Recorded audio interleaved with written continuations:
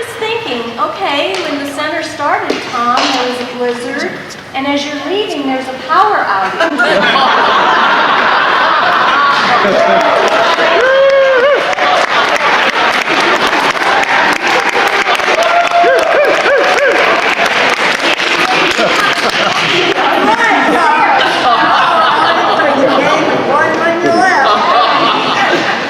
Well, it just shows that the power, though the power may be out, the power is within us.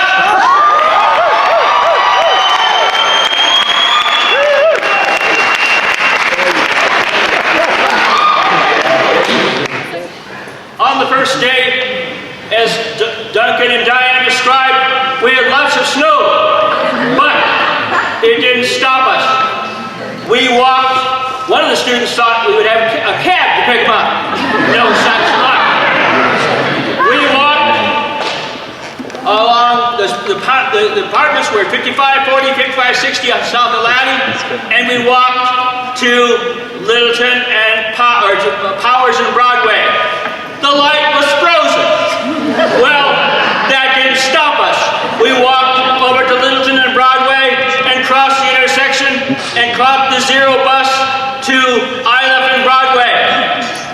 And then we had, one of the first things we did, the students, since we had a meal the day before, the students, we worked on making grocery lists that day so they'd have food, and then we went out shopping that day. And, we started at 8 o'clock in the morning. I think we got done with after the shopping. We were back in the apartments about 7 in the evening. I remember one student, he said, I want white bread. He wanted to make sure he got his white bread, Anyway, we faced lots of challenges. Linda and I are moving to Kansas, and people call Kansas Tornado Alley. Well, the closest to a tornado I've ever been was here in the great state of Colorado. That's right.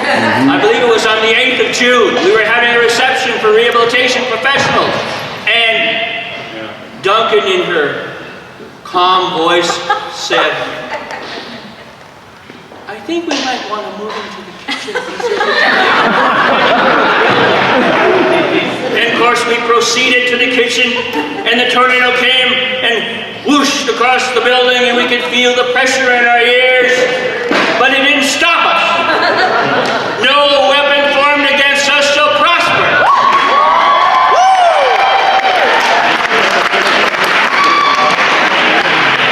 Then there was rock climbing. When I first heard about rock climbing when I was in St. Cloud State University. I've been with a guy that went rock climbing on the 4th of July weekend. He drove clear to Wyoming, and I thought I'd never do that. But when I came to the center, I learned that we did experiential education activities, and we were going to do rock climbing. And I thought, I have an open mind. Well, started rock climbing, and rock climbing brings a lot of reactions out of people. Some people cry. Some people swear. Some people are full of fear. I was one of those.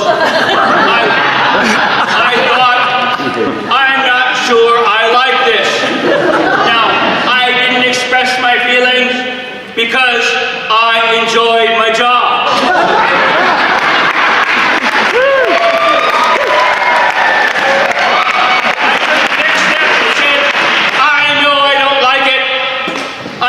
Step and said, I hate it, but I continued on and I learned to like it. Because rock climbing causes you to to draw upon inner strength that you're sure that you don't possess. And you learn that you do possess it. And that's what the center has done in many ways through the years to change the lives of blind people so that we can live the lives that we want.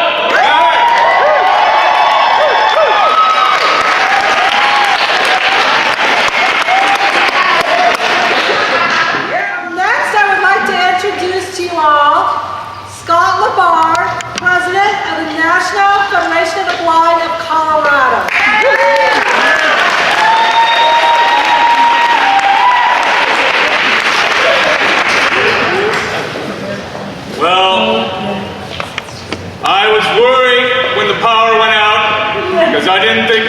voice would make it.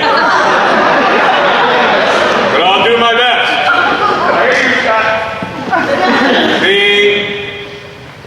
When I think about what the National Federation of the Blind means and what we can do, and I think about a person who is emblematic of living the life you want, there is no one else that I can think of that represents that better than Tom Anderson.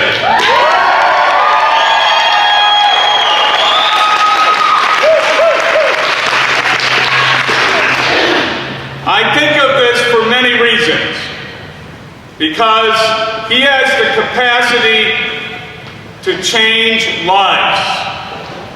He does it in his own unique method. He does it in his own way. I'm not sure when I first met Tom.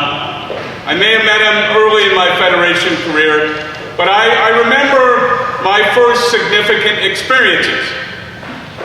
Those were in 1990. Diane McGeorge over here convinced me that I should come out here and help start the first summer program for high school teens. I don't know why I accepted that job offer, but I did. And I remember that I got off the plane here in Denver soon after graduating college. And I want to tell you, Diane did not warn me about this. I got off the plane, and the woman who picked me up, a woman who worked for the center at the time named Gail, she said, "Oh, by the way, you're going rock climbing." Oh, I said, "Oh, what? But tomorrow? That'll be great." "No, now." She took me directly from the plane to the rocks. And that's where I met Tom. Because Tom was there rock climbing. And he said to me, "Son, let me show you how it's done."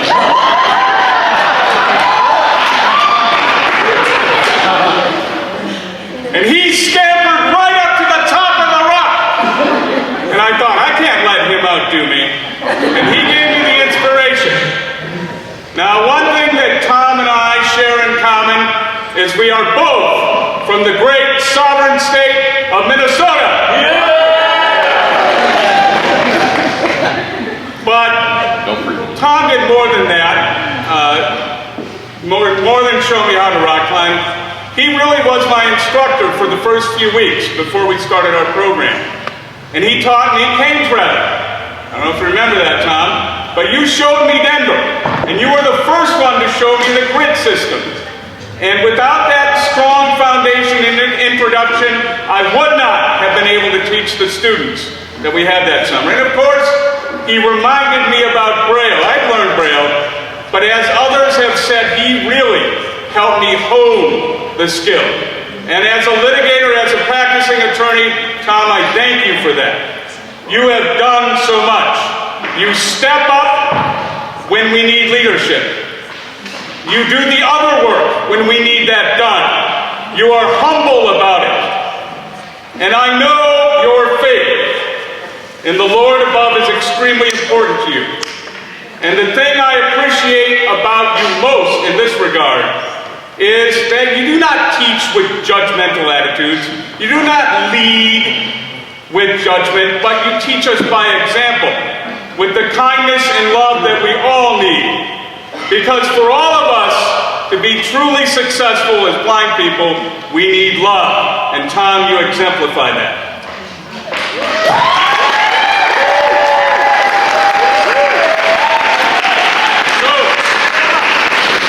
As president of the National Federation of the Blind of Colorado, I have the honor this evening of bestowing upon Miles Thomas Anderson a degree from NFBCO University. Now, we are going to present Tom with a plaque. And on the plaque it says, "Upon his completion of all necessary coursework and 27 years of outstanding instruction and service to the Colorado Center for the Blind, CO University hereby confer upon Miles Thomas Anderson a Doctor of Legendum Tactilis degree.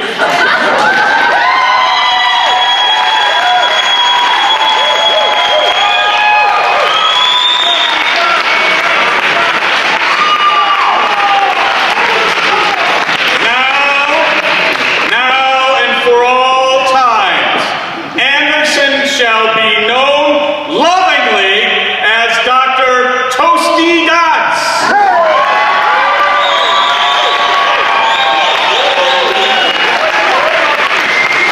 May 15, 2015. Now, I'm going to give Tom this plaque. Now, most universities just give you a degree on paper. No, not at FPCO University. We got it on a plaque. So I'm going to hand this to Tom. Dr. Dotz, here you go. Congratulations on your degree. Right here. Now, we also know that most students who have just graduated like Dr. Dotz, are poor. And we got to send them out right. So here also is a check for $500 from the NFB.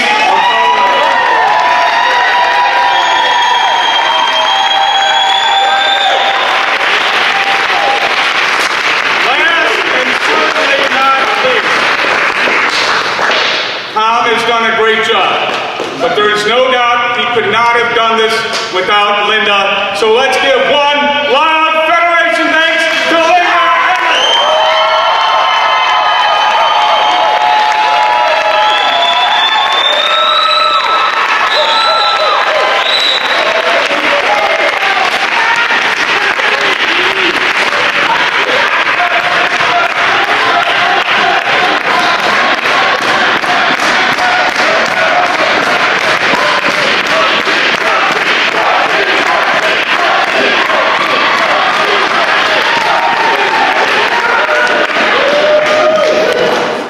One of the things that I'm always honored to do when our students graduate from the Colorado Center for the Blind is to present them with a Bell of Freedom that they have earned. And they work so hard to get that Bell of Freedom. So Tom and Linda, you have worked very hard for 27 years.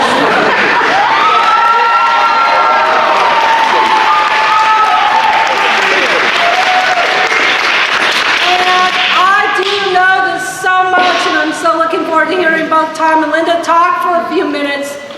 But as a result, I know of the Colorado Center for the Blind and their move from Kansas. They are both so much more free as blind people. And that is as a result of all of their hard work that they've put in all this time, and that they'll continue to, and their love and passion that they have. As we say when we talk about our Bell of Freedom, is that when one blind person gains more freedom, we all gain more freedom as blind people. It is my honor to present a Bell of Freedom to Tom and Linda. On the Bell of Freedom, it says the years that Tom has been here at the center, 1998 through 2015, and it also says the dots await your fingers.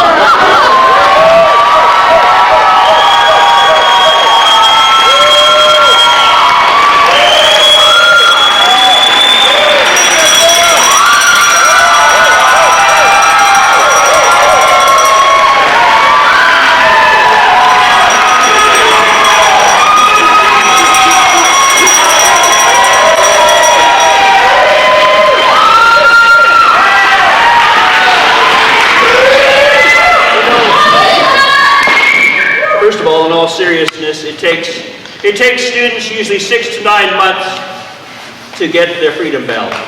Now to some foolish jesting. You know, I guess we're a little slower.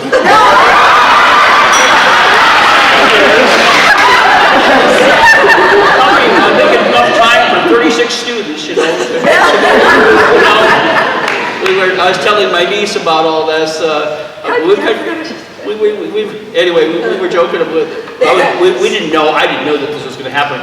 But it's, you know, sometimes you wonder, what's going to happen at this party? And so I wondered if something might just happen, so I was just thinking about the possibilities. And so, anyway, it's been an honor to work with wonderful staff, my colleagues, even from the beginning, like Duncan, and people that are currently on the staff at the CCB. And we all work together to change what it means to be blind. And I want to tell you that I'm thankful for Linda. Because when we started here, it was hard for Linda because she was used to being in Kansas and being at home. We had a 14 by 60 mobile home. We moved to here, to a small apartment. Just 2 bedrooms, or 1 bedroom. Yeah, it was 1 bedroom. 1 bedroom. Yeah. Linda's a piano player. She didn't have her piano for like a year and a half or 2 years. And there were times it was really hard. And there were times that Linda was really downcast. I'd say, Linda, if you want me to quit, I will. But she would pray about it. She said no. And so Linda has laid down her life for me. And so it's my turn to give back in moving to Kansas. Now, even though we're moving to Kansas, we will always, we'll be back in Colorado from time to time, and you're part of our hearts.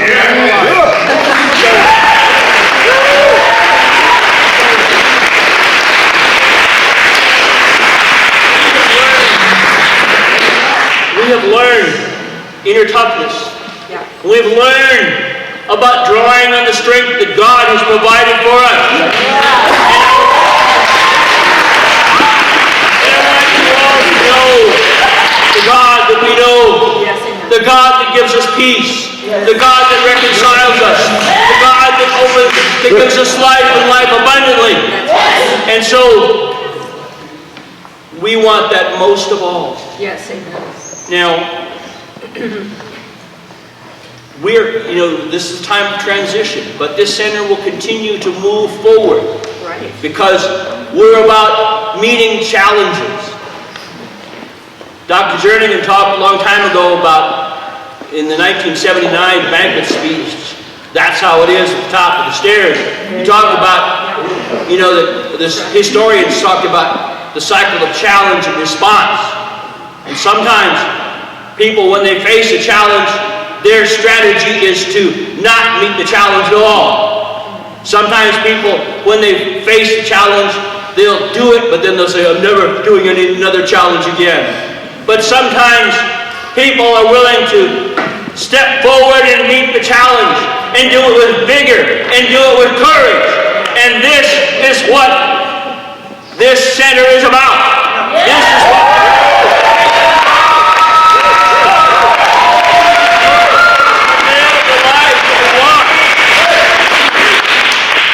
Dr. Jernigan used to say, we know who we are, and we will never go back. And so, we will do that. We will do that. And so, I'm thankful for each and every one of you. For those who are here this evening, and for those who may hear this recording. Because every student, every person who's been on staff has played an integral part of making lives better for blind people. Let's press forward. Linda, you want to say anything?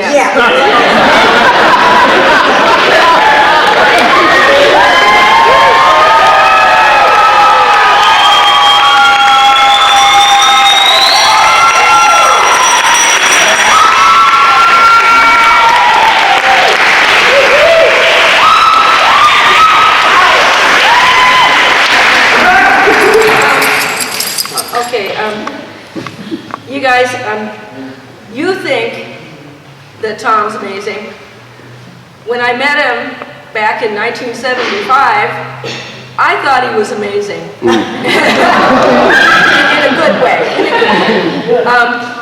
We will have been married 39 years, the 24th of July this summer.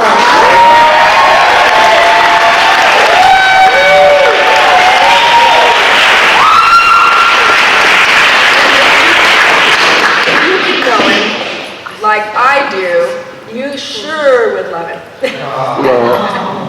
And I also want to say that Diane was such a mentor to us, and she was kind of the mom of the outfit, you know. And I mean that in the best way possible. And she kind of passed it on to me, because a lot of you students and the students before know me as your Colorado mom. So this has been a beautiful experience, and I just want to tell you guys that how much you mean to us and to me, and I grew here for sure. And you know, I would get upset, like Tom was saying, but then he'd tell me what he said. You know, if you want to go back, we can. And I'd pray, and God would say, oh no, you need to stay. So for 27 years, we've stayed. But recently, he told us it's time to go now. So though it's hard, it's bittersweet. We're all crying, you know. And but we've got you in our hearts forever, and that's what counts. That's what this life is all about for me, is helping people. And we would have people to our house on Sundays. We did that for a while, just whoever would want to, and we'd praise God together and have lunch and go out to lunch, and I would help people. And like I say, I could never replace their real mom, but I loved being the Colorado mom that they needed. And so thank you so much for what you have done for us.